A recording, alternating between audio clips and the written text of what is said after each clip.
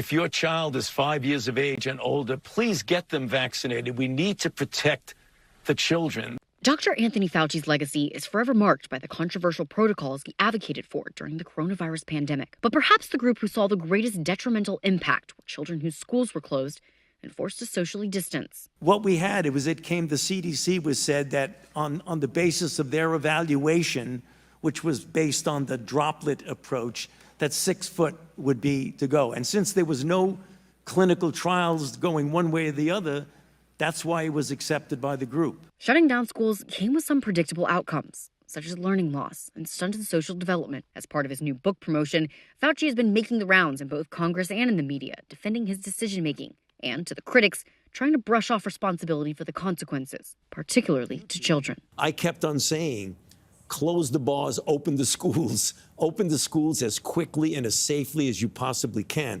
But initially, to close it down was correct. I'm not talking about initially. Keeping it for a year was not a good idea. Although he did not have the power to impose the recommendations, he and others in the government had the influence to pressure decision makers to do so through federal guidance, for which Fauci was the head architect. Are we looking at, frankly, many months of virtual learning, distant learning, before we're able to safely open schools everywhere?